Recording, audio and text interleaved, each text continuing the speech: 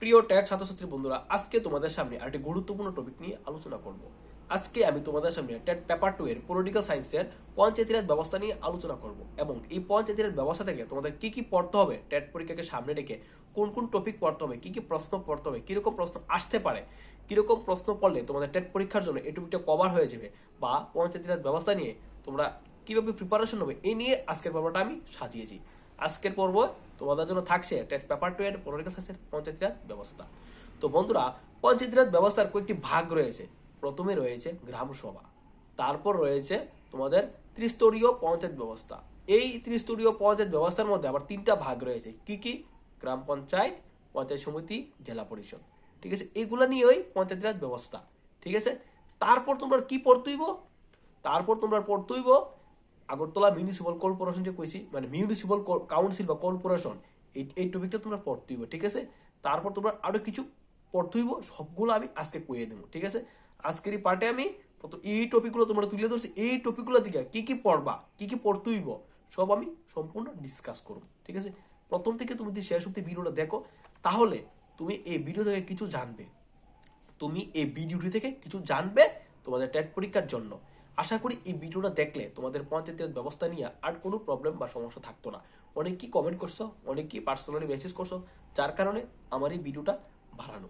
ঠিক আছে, তো পঞ্চায়েতের ব্যবস্থার মধ্যে প্রথম টপিক হচ্ছে গ্রাম সভা। তো গ্রাম সভার মধ্যে তোমরা কি কি পড়বে? গ্রাম সভা কিভাবে গঠিত হয়, ঠিক আছে, গ্রাম সভা কি, ঠিক আছে, বা গ্রাম সভা কেন গঠিত হয়, ঠিক আছে, গ্রাম সভা কে গঠন করেন, যেমন রাজ্য আইনসভা আইন প্রণয়ন করে গ্রাম সভা গঠন করে থাকেন। ঠিক আছে, উত্তর একটা বললাম। তারপর কি কারণে গ্রাম সভা গঠিত হয়, গ্রাম সভার মুখ্য ভূমিকা কি, ঠিক আছে, গ্রাম সভার কার্যাবলী কি, গ্রাম সভা কে আহ্বান করেন, ঠিক আছে, এরকম গুরুত্বপূর্ণ প্রশ্নগুলো গ্রাম সভা নিয়ে পড়বা। আমি যে পয়েন্টগুলো কইছি, যেমন গ্রাম সভা কিভাবে গঠিত হয়, গ্রাম সভা কি, গ্রাম সভা কে গঠন করেন, গ্রাম সভা কে আহ্বান করেন, ঠিক আছে, তারপর কি কারণে গ্রাম সভা গঠিত হয়, গ্রাম সভার মুখ্য ভূমিকা কি, গ্রাম সভার কাজ কি, ঠিক আছে, তারপর গ্রাম সভাকে আহ্বান করেন, ঠিক আছে, গ্রাম সভার কি কি মানে বিষয় আলোচিত হয়, এগুলা নিয়ে পড়লে তোমার গ্রাম সভার টপিকটা ক্লিয়ার। ঠিক আছে, এগুলো নিয়ে পড়লে তোমার গ্রাম সভা টপিকটা ক্লিয়ার। ঠিক আছে, তো এইবার আরেকটা পার্ট, ত্রিস্তরীয় পঞ্চায়েত ব্যবস্থা। এটা একটা গুরুত্বপূর্ণ পার্ট। এই যে পঞ্চায়েত রাজ ব্যবস্থা, এইটার থেকে কিন্তু তোমাদের পরীক্ষায় প্রশ্ন থাকে। টেট পেপার 2 পলিটিক্যাল সায়েন্স কিন্তু প্রশ্ন থাকে এই টপিকটার থেকে। ঠিক আছে, অবশ্যই এই টপিকটা গুরুত্ব সহকারে মনোযোগ দিয়ে পড়তে হইব, কারণ টেট পাস করতে গেলে পলিটিক্যাল সায়েন্সে যোগ দিতে হইব। আমি বারে বারে কইতেছি, টেট পাস করতে গেলে পলিটিক্যাল সায়েন্সে মার্কস উঠাই দিব, তাহলে কিন্তু সমস্যায় পড়ে যাইবা। ঠিক আছে, তারপরে টপিক হচ্ছে পঞ্চায়েত, ত্রিস্তরীয় পঞ্চায়েত। ত্রিস্তরীয় পঞ্চায়েত, ঠিক আছে, ত্রিস্তরীয় মানে তিনটা ভাগ রয়েছে এটার মধ্যে। ত্রিস্তরীয় পঞ্চায়েত মানে এই ত্রিস্তরীয় পঞ্চায়েত ব্যবস্থার মধ্যে তিনটা ভাগ রয়েছে। কি কি?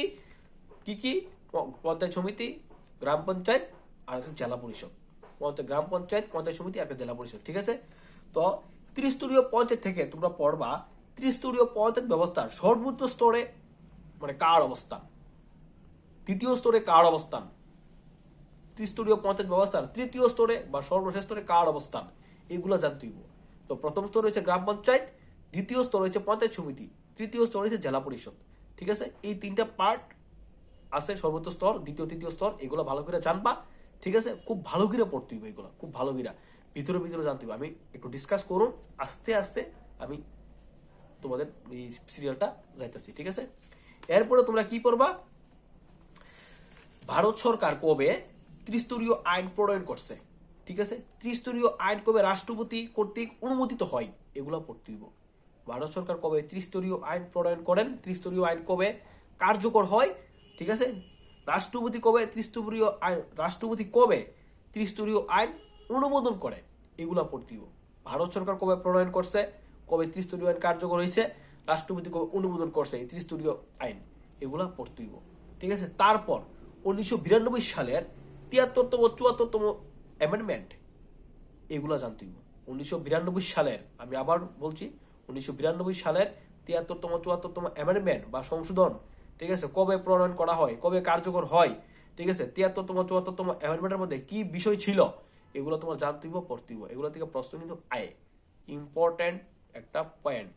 ঠিক আছে, তো 1992 সালের 73তম 74তম সংবিধান সংশোধনী তোমরা জানতে হইব কি টপিক ছিল। ঠিক আছে, কি নিয়ে সংশোধন হয়েছে জানতে হইব, ঠিক আছে। প্রশ্ন কিন্তু আয়ে ম্যাক্স শুধু টেট না, ম্যাক্সিমাম কম্পিটিটিভ পরীক্ষা এটা থেকে প্রশ্ন থাকে, এই যে এখন যে আলোচনা করছি এই টপিকটা থেকে, ঠিক আছে। তারপর আমি বলবো গ্রাম পঞ্চায়েত। এইবার আমি গ্রাম পঞ্চায়েত থেকে কি কি পড়তে হইব এইবার এগুলো আমি তোমার বলুন, ঠিক আছে। প্রথমেই পড়বা সংবিধানের কোন পার্টে, ভারতের যে সংবিধান রয়েছে এই ভারতের সংবিধানের কোন পার্টে গ্রাম পঞ্চায়েত নিয়ে আলোচনা করা হয়েছে এটা পড়তে হইব। পার্ট 9-এ, ঠিক আছে, পার্ট 9-এ গ্রাম পঞ্চায়েত নিয়ে আলোচনা করাইছে, আমি একটু কয়ে দিছি। তারপর তোমরা আরো একটু বুঝা পড়বা, ঠিক আছে। বুঝা বলতে আরো ডিসকাস একটু আলোচনা করে দেখা পড়বা। পার্ট 9-এ গ্রাম পঞ্চায়েত নিয়ে আলোচনা করা আছে, ঠিক আছে। তারপর কি পড়বা গ্রাম পঞ্চায়েত থেকে, গ্রামীণ স্বায়ত্তশাসনের সর্বনিম্ন স্তর কোনটি, সবাই আমি আগের স্লাইডে অবশ্যই তোমার কয়ে দিছি সর্বনিম্ন স্তর কি, ঠিক আছে, আর সর্বোচ্চ স্তর কি অবশ্যই কয়ে দিছি, ঠিক আছে। গ্রাম পঞ্চায়েত কিভাবে গঠন করা হয়, ঠিক আছে, এটা পড়বা, ঠিক আছে। গ্রাম পঞ্চায়েত কাদের নিয়ে গঠিত হয়, গ্রাম পঞ্চায়েত কিভাবে গঠিত হয়, ঠিক আছে।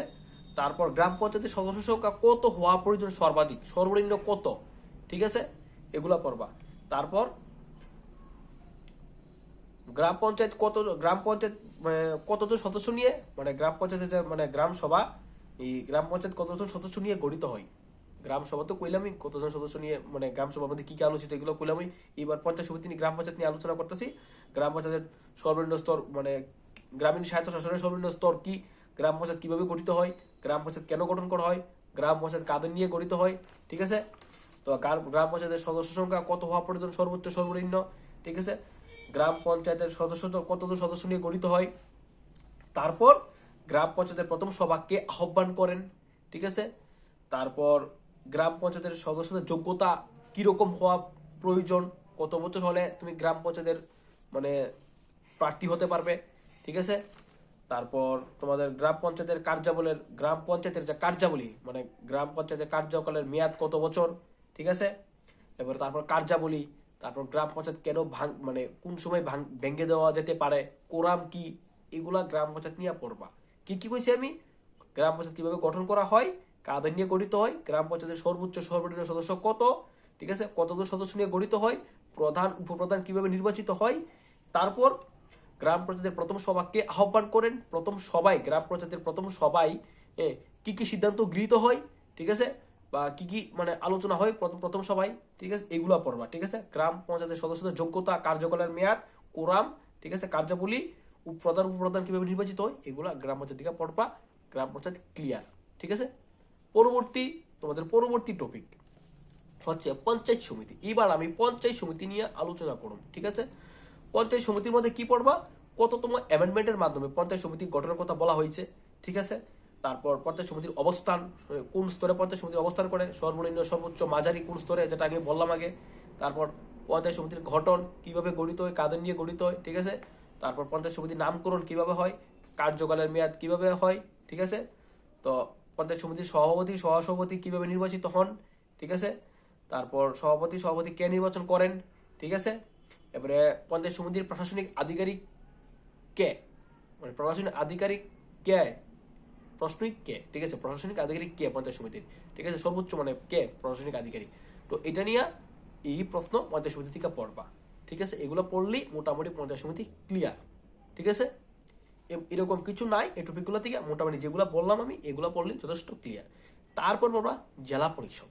জেলা পরিষদ থেকে কি কি পড়বা, জেলা পরিষদের অবস্থান, কততম অ্যামেন্ডমেন্টের মাধ্যমে জেলা পরিষদের কথা ভারতীয় সংবিধানে কোয়া হয়েছে, ঠিক আছে।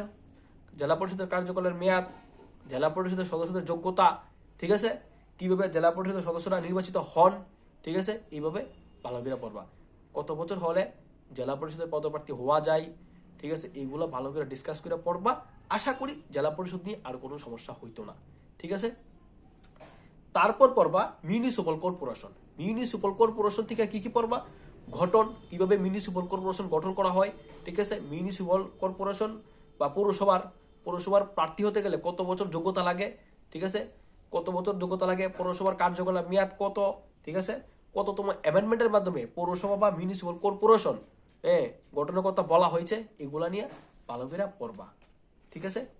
তারপর পড়বা কি, আগরতলা মিউনিসিপাল কাউন্সিল কবে গঠিত হয়েছে, আগরতলা মিউনিসিপাল কর্পোরেশন কবে গঠিত হয়েছে, এগুলা ভালো করে জানতে হবে। এগুলো ত্রিপুরা রিলেটেড, ঠিক আছে। কবে আগরতলা মিউনিসিপ্যালিটি প্রথম গঠিত হয়েছে, কবে প্রথম গঠিত হয়েছে আগরতলা মিউনিসিপ্যালিটি, ঠিক আছে। তারপর কি পড়বা, আগরতলা মিউনিসিপাল কর্পোরেশনে বর্তমান মেয়র কে, প্রথম মেয়র কে, ঠিক আছে। তো এইগুলো ভালো করে জানি না তোমার পড়তে হবে আগরতলা মিউনিসিপাল কর্পোরেশন থেকে। আশা করি মিউনিসিপাল কর্পোরেশন নিয়ে আর কোনো সমস্যা থাকতো না, ঠিক আছে। কতজন প্রার্থী নিয়ে গঠিত হয়, কতজন আসন আছে আগরতলা মিউনিসিপাল কর্পোরেশনের, ঠিক আছে, কটা ওয়ার্ড আছে, ঠিক আছে, কিভাবে প্রার্থীরা নির্বাচিত হন, এগুলা নিয়ে সমস্ত ডিসকাসটা ভালো করে পড়বা, ভালো করে, আর কোনো সমস্যা হইতো না। তো বন্ধুরা এই ছিল তোমাদের পঞ্চায়েত রাজ ব্যবস্থা নিয়ে, ঠিক আছে। তো মিউনিসিপাল কর্পোরেশনের প্রথম ভোট কবে হয়, ঠিক আছে, এগুলা সমস্ত কিছু ভালো করে পড়বা, ঠিক আছে। আশা করি এ নিয়ে আর কোনো সমস্যা হইতো না।